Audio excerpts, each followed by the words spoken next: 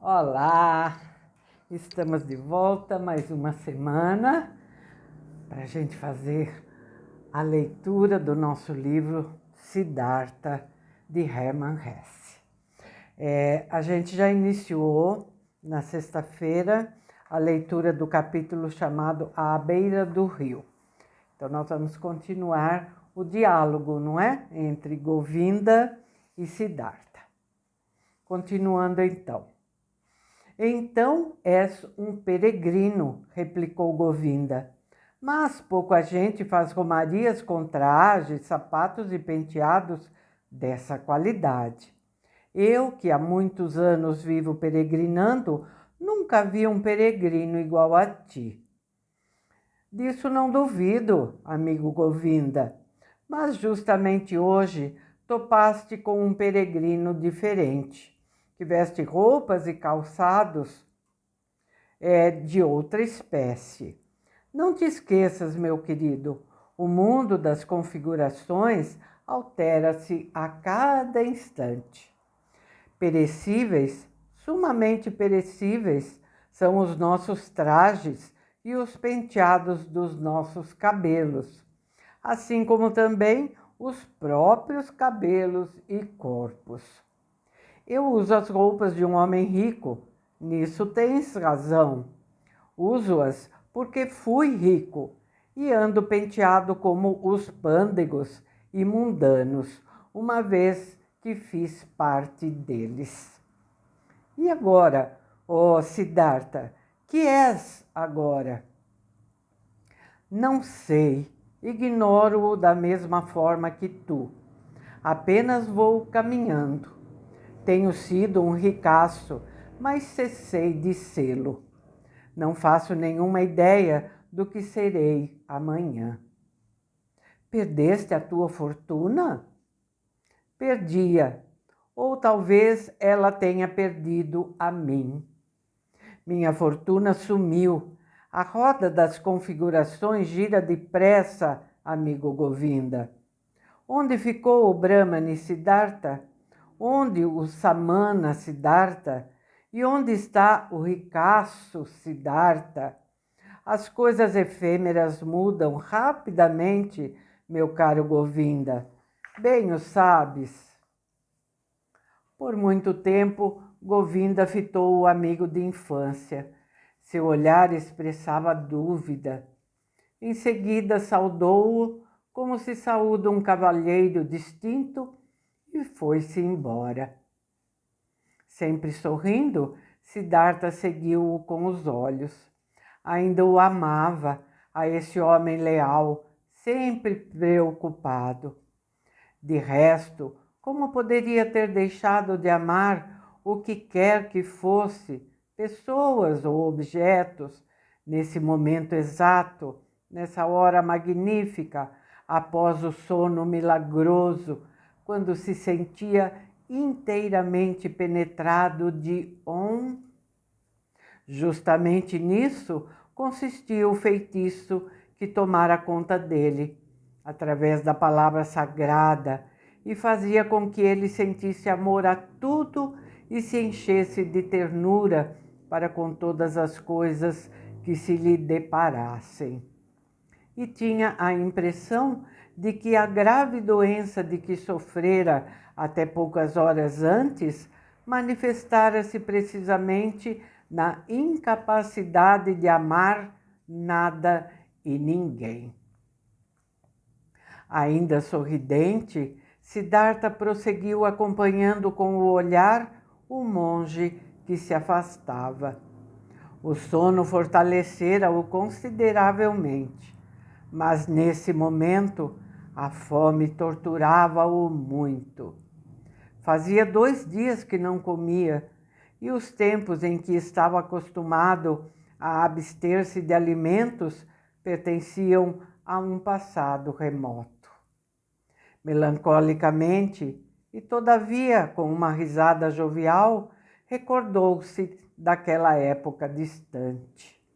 Veio-lhe à memória que perante Kamala gabara-se de saber realizar 3 coisas, de dominar 3 artes nobres insuperáveis: jejuar, esperar, pensar.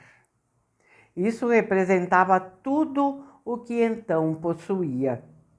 Servira-lhe de esteio sólido, dera-lhe força e poder. Nos anos duros, laboriosos de sua juventude, Siddhartha assimilara essas 3 artes, só elas. Mas depois as perdera.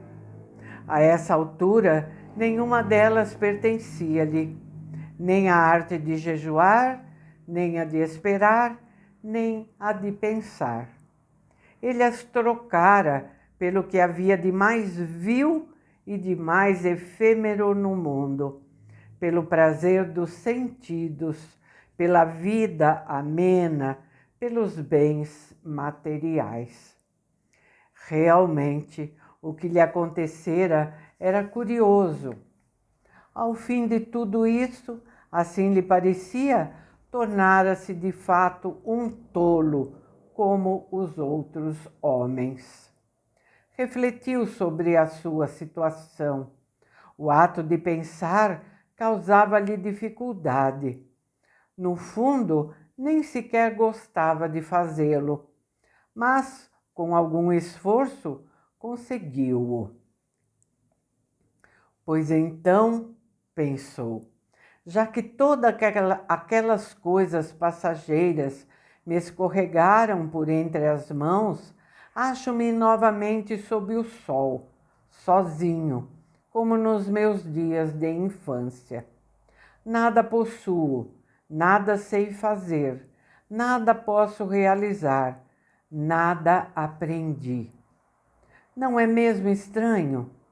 Agora que já não sou nenhum jovem, que meus cabelos já ficaram bem grisalhos, que minhas forças diminuem, volto à estaca zero, lá onde estive em criança. Mais uma vez esboçou um sorriso. Sim, seu destino era deveras singular. Ele ia abaixo e novamente se encontrava nesta terra totalmente vazio, tolo, desamparado. Mesmo assim, sentia-se incapaz de afligir-se por isso. Antes, pelo contrário, tinha vontade de dar uma gargalhada, de rir-se de si, de zombar deste mundo esquisito, estúpido. Tu vais mesmo abaixo, disse de si para si, soltando uma risada. E ao pronunciar essas palavras, fixou a vista no rio. Via que também o rio ia abaixo, sempre abaixo, sem que, todavia, cessasse de murmurar a sua alegre cantiga. Isso lhe agradava. Olhou o rio com um sorriso, como a um amigo. Eram essas realmente as mesmas águas nas quais quisera afogar-se outrora, fazia 100 anos, ou acontecer aquilo apenas num sonho. A vida que levei foi deveras curiosa, pensou, e conduziu-me por caminhos estranhamente tortuosos. Quando menino, só tive que lidar com deuses e sacrifícios. Quando adolescente, preocupei-me exclusivamente com o ascetismo, com a filosofia, com a meditação, indo em busca do Brahma e reverenciando o que há de eterno no Atman. Quando moço, porém, acompanhei os penitentes, morei na selva, suportei o frio e o calor, aprendi a aguentar a fome, mortifiquei o meu corpo. A seguir, ocorreu meu maravilhoso encontro com a doutrina do grande Buda, e através dela cheguei ao conhecimento.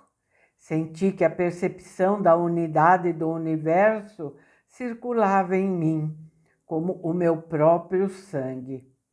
mas coube-me abandonar também o Buda e sua sublime sabedoria.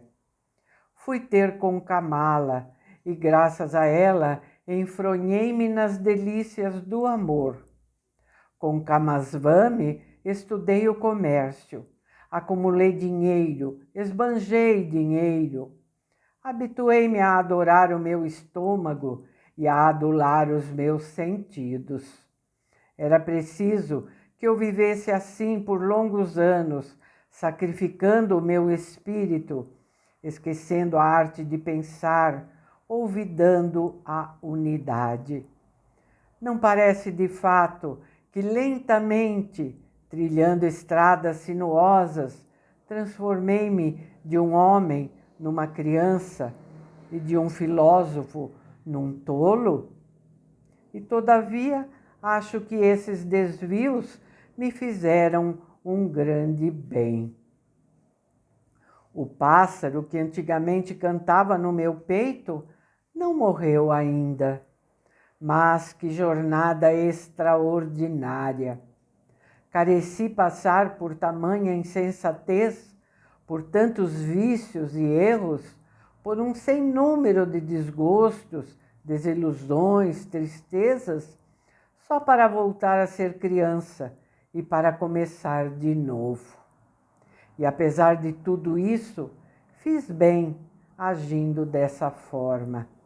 Meu coração está de acordo e meus olhos enxergam aquilo com prazer. Coube-me em sorte o pior desespero. Foi necessário que me degradasse até o mais estúpido de todos os propósitos e pensasse no suicídio, para que me acontecesse a graça, para que eu ouvisse novamente o Om, para que me fosse dado dormir com calma e acordar refeito. Tive de pecar para que pudesse tornar a viver. Aonde me levará agora o meu destino? Meu caminho parece louco, faz curvas, talvez me conduza num círculo fechado. Seja como for, vou segui-lo. Sentiu-se tomado de um bem-estar indizível. Donde o meu coração? Perguntou a si mesmo.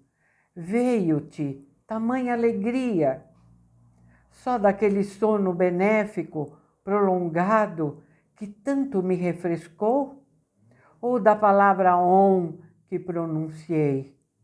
Ou do fato de eu ter logrado escapar, transformar essa fuga em realidade definitiva, voltar à liberdade, viver como uma criança sob o vasto céu? Ah, como me faz bem essa fuga, essa liberdade reconquistada! Como é belo e puro o ar que aqui se respira! Naquela casa de onde me evadi, tudo recendia a escândalo, especiarias, vinho, abundância, preguiça. Como não odiei esse mundo dos ricaços, dos comilões, dos jogadores. Quanto não detestei a mim mesmo por ter permanecido durante anos ali, naquele ambiente pavoroso. Assim me prejudiquei, privei-me, intoxiquei-me, maltratei-me, tornei-me velho e maldoso. Não, ao contrário do que outrora gostava de imaginar, nunca mais terei a veleidade de ser um sábio. Mas uma coisa me saiu bem, até me causa prazer. Estou contente que esse ódio com que me persegui chegou ao seu fim, da mesma forma que aquela vida insensata, enfadonha que levei. Felicito-te, ó Siddhartha, por teres novamente uma ideia sensata, após tantos e tantos anos de tolice, por teres realizado uma ação proveitosa. Ouviste o canto do pássaro no fundo do teu coração e obedeceste a ele. Assim se elogiava a si mesmo, sentia-se satisfeito consigo mesmo. Com manifesta curiosidade, escutava os resmungos do seu estômago acossado pela fome. Percebia nitidamente que no decorrer dos meses e dos dias que acabavam de passar, esvaziara até a última gota a taça da tristeza e do desgosto, para em seguida vomitar o conteúdo amargo numa convulsão de desespero e morte. Estava bem assim. Ter-lhe-ia sido possível permanecer por muito tempo ainda ao lado de Kamaswami, ganhando e desperdiçando dinheiro, cevando o ventre e permitindo que sua alma morresse de sede. Talvez tivesse ele continuado a habitar aquele inferno suave, confortável, se não lhe houvesse acontecido aquele momento de extrema desesperança, de completo desânimo, aquele momento derradeiro, quando à beira das águas tormentosas, à beira das águas torrentosas, estivera disposto a suicidar-se. O fato de ele ter experimentado tal sensação de profundo desalento, de asco total, sem sucumbir a ela, o fato de terem sobrevivido em seu íntimo o pássaro, a voz, a fonte jucunda, esse fato alegrava-o, tornava-o risonho, fazia com que seu rosto, sob a cabeleira grisalha, irradiasse júbilo. Que bom, assim pensou, provar tudo quanto se necessita conhecer. Em criança, já aprendi que a riqueza e os prazeres mundanos não nos trazem nenhum proveito. Há muito tempo sabia disso, mas somente agora cheguei a assimilar essa sabedoria. Hoje me compenetrei dela. Possuo-a não só na memória, senão nos olhos, no coração, no estômago. É uma bênção ter essa certeza. Durante horas a fio, meditava acerca da transformação que nele se produzira. Com atenção, escutava a voz alegre do pássaro que cantava na sua alma. Mas como? Aquele bichinho não estava morto? E a dor que ele, Siddhartha, sentira pelo seu desaparecimento? Ora, o que morrera no seu íntimo era outra coisa, algo que havia muito desejava ser exterminado. Não era precisamente aquilo que ele quisera extinguir no ardor dos seus anos de penitência? Não era a sua própria personalidade, o seu eu mesquinho, angustiado, orgulhoso, com o qual trava uma luta de longos anos, que uma e outra vez triunfara sobre ele, que sempre ressuscitara, por mais que ele o abatesse, que lhe vedara a felicidade e lhe incutira o medo? O que encontrara a morte até que, enfim, nesta selva, na ribeira deste belo rio, não seria justamente esse eu? E não o reconduzirá essa mesma morte ao estado de criança, inspirando-lhe plena fé, livrando-o de qualquer temor, enchendo-o de júbilo? Nesse instante, Siddhartha começava a vislumbrar o motivo por que não conseguira vencer aquele eu, nem como Brahmane, nem como penitente. O que o impedira fora o excesso de erudição, de versículos sagrados, de rituais, de sacrifícios, de ascetismo, de atividades e de ambições. Sempre se pavoneara com altivez, sempre quisera ser o mais inteligente, o mais zeloso. sempre se empenhara em tomar a dianteira, sempre se exibira nos papéis de sábio, de intelectual, de sacerdote, de filósofo. Nesse sacerdócio, nessa altivez, nessa erudição, infiltrava-se o seu eu. Ali se arraigara, crescera, enquanto ele, Siddhartha, queria tê-lo aniquilado por meio de jejuns e mortificações.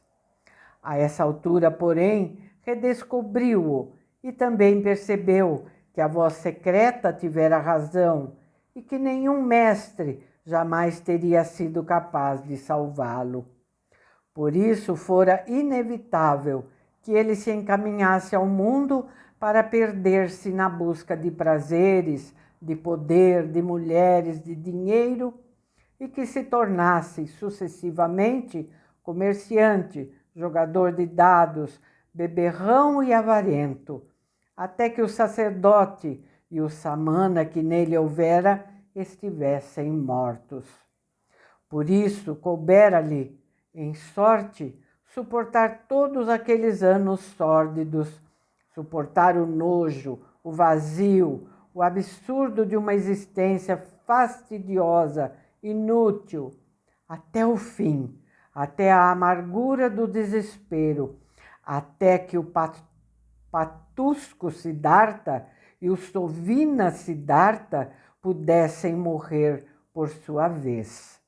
E eles estavam mortos realmente. Um Siddhartha renovado despertava do sono.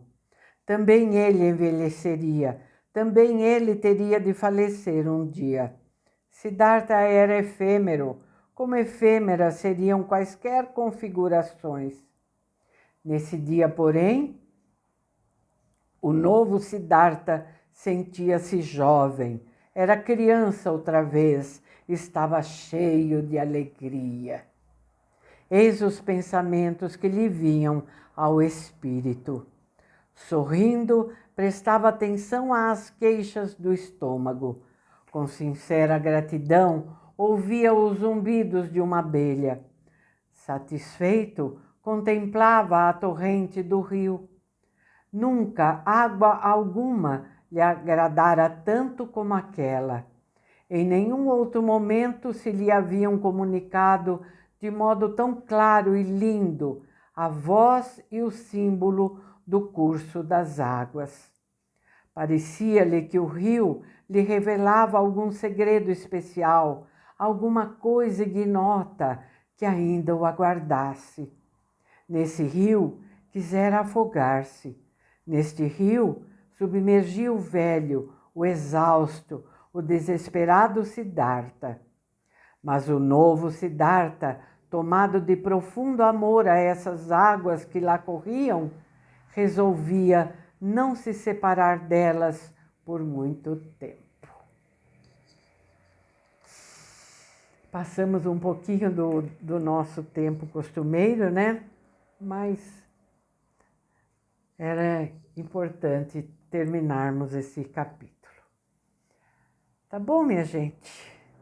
Então, não vou me alongar porque já estamos avançados no tempo.